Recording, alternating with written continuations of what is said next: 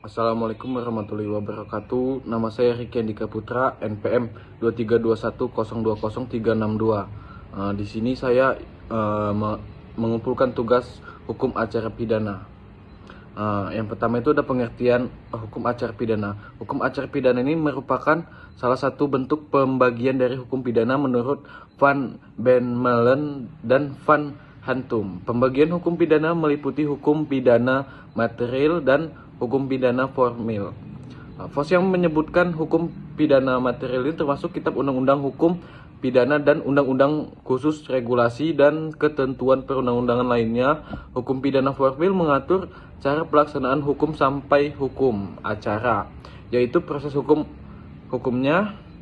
Hukum tersebut pada prinsipnya adalah Kitab Undang-Undang Hukum Acara, Undang-Undang RO, dan juga aturan perundang-undangan lainnya.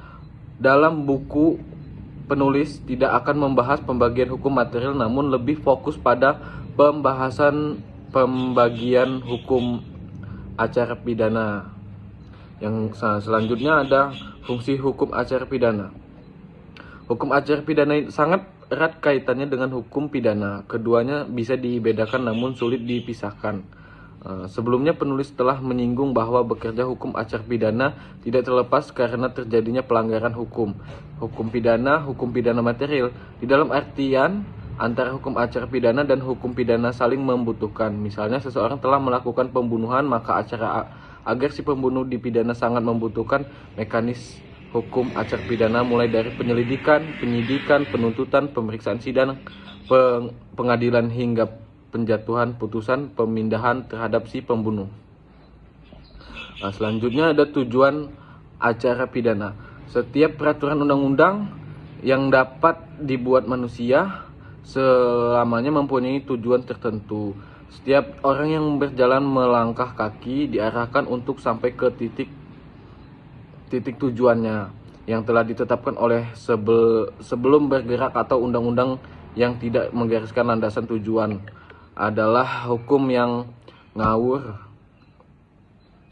Baik buruknya tujuan sasaran hendak dapat dicapai oleh seperangkat hukum atau undang-undang. Yang selanjutnya ada sumber hukum acara pidana di Indonesia. Pengertian sumber hukum acara pidana di Indonesia ini adalah segala dasar atau acuan yang menjadi landasan berlakunya aturan-aturan mengenai tata cara penyidikan, penyelidikan, penuntutan, dan pemeriksaan di pengadilan hingga pelaksanaan keputusan dalam rangka perkara pidana. Yang pertama itu ada Undang-Undang KUHP nomor 08 tahun 1981, sumber utama hukum acara pidana di Indonesia. Undang-undang yang lainnya berkaitan, misalnya Undang-Undang nomor 2 tahun 2002 ketetapan kepolisian, Undang-Undang nomor 16 tahun 2004 tentang kejaksaan, Undang-Undang nomor 48 tahun 2009 tentang kekuasaan kehakiman. Undang-Undang 20 tahun 2001 tentang pemberantasan tindak polisi pidana korupsi.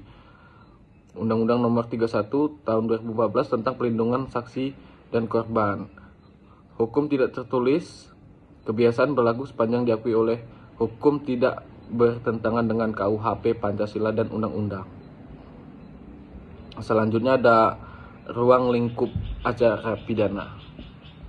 Pengertian ruang lingkup acara pidana adalah cangkupan atau batasan hal-hal yang diatur dalam hukum acara pidananya, yaitu mengenai tata cara dan proses penyelesaian perkara pidana oleh aparat penegak hukum mulai tahap dari awal hingga akhir. Ruang lingkup acara pidana tersebut, yang pertama itu ada penyelidikan, tahap mencari atau ada tidaknya peristiwa pidana dilakukan oleh penyidik, biasanya polisi. Yang kedua ada penyidikan, pengumpulan bukti untuk menemukan tersangka, dilakukan oleh penyidik, polisi, penyidik khusus.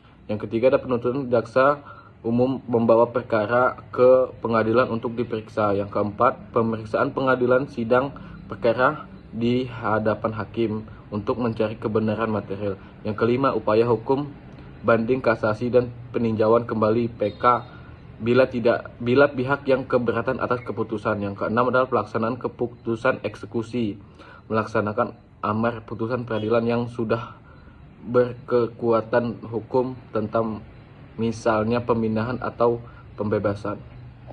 Sekian yang bisa dapat saya sampaikan. Lebih dan kurangnya saya minta maaf kepada Allah, saya minta mohon ampun. Assalamualaikum warahmatullahi wabarakatuh.